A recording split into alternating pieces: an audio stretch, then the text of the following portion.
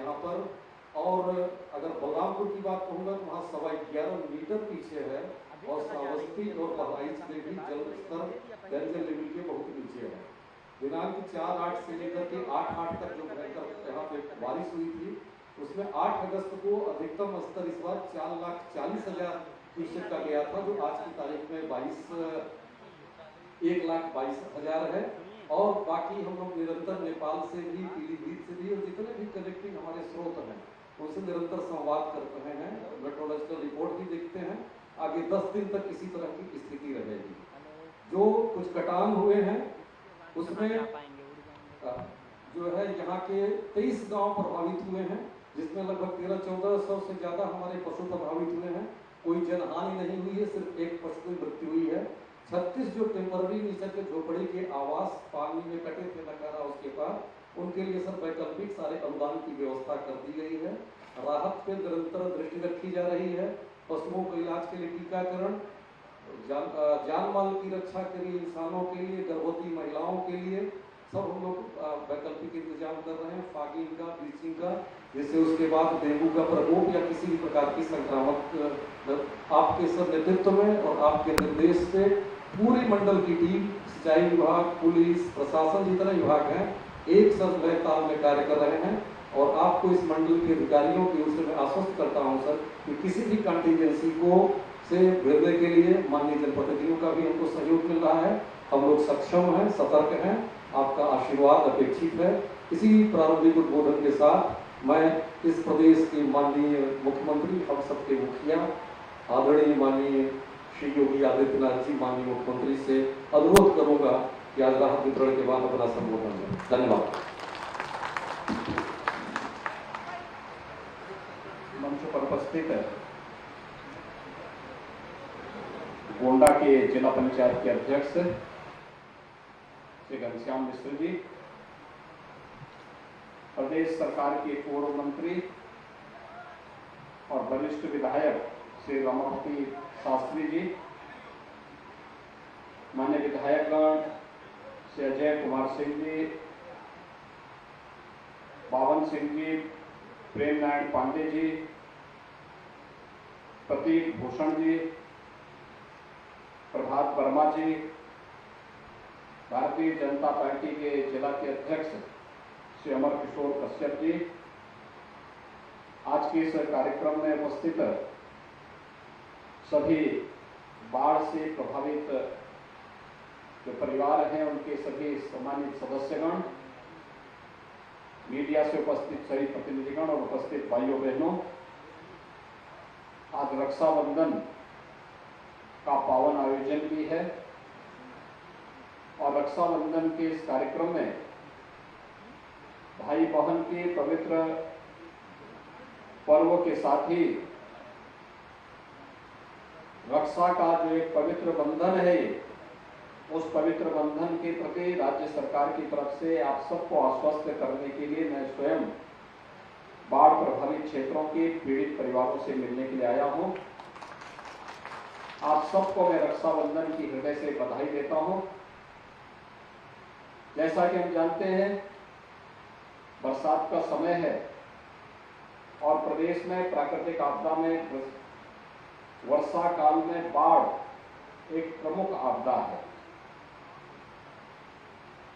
प्रदेश के अंदर वर्तमान में 21 जनपदों के 721 गांव बाढ़ से आंशिक या ज्यादा प्रभावित हैं।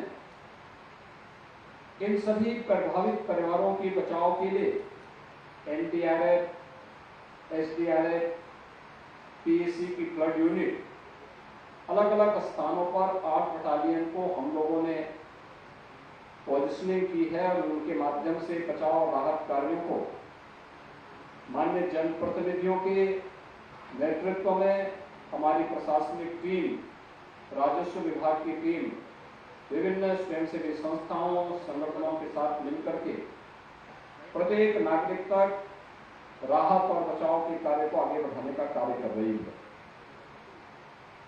जैसा कि आप जानते हैं कि गत वर्ष अक्टूबर माह में बाढ़ आई थी सरयू नदी में और इस बार भी अभी मानसून काफी लेट चल रहा है। इस सब के बावजूद यहाँ पर पहले चरण में 23 गांव बाढ़ से प्रभावित हुए हैं, जिनमें से ज्यादातर गांव जल जमाव से मुक्त हो चुके हैं, लेकिन अभी बहुत सारी जगहों पर व्यापक पैमाने पर जल जमाव है। प्रदेश सरकार ने बाढ़ और बचाव के लिए जो कार्य प्रारंभ किए हैं, प्रभावित हर परिवार को अगर 10 दिन 15 दिन के अंदर पानी है तो 10 किलो चावल, 10 किलो आटा, 10 किलो आलू, 2 किलो अरहर की दाल, 1 किलो रिफाइंड तेल और मिर्च मसाले और घर की अन्य आवश्यकताओं की पूर्ति के साथ ही सूखा राशन भी, चना भुजा आदि उपलब्ध करवाने की व्यवस्था की है। डिग्निटी किट भी उपलब्ध करवाने की व्यवस्था की है, बरसाती भी उपलब्ध कराया है। यह भी व्यवस्था सुनिश्चित की गई है कि अगर बाढ़ में किसी परिवार का पूरा मकान क्षतिग्रस्त हुआ है, चाहे वह बाढ़ के कारण या अग्निकांड के कारण, तो उसके लिए नया मकान प्रधानमंत्री आवास योजना या मुख्यमंत्री आवास योजना के अंदर स्वीकृत करते हुए उस परिवार को हम तत्काल इस सुविधा से लाभान्वित कराने का कार्य करें। जिनके मकान आंशिक क्षतिग्रस्त हुए हैं, मरम्मत हो सकता है, उनके लिए मुआवजे की व्यवस्था की गई है।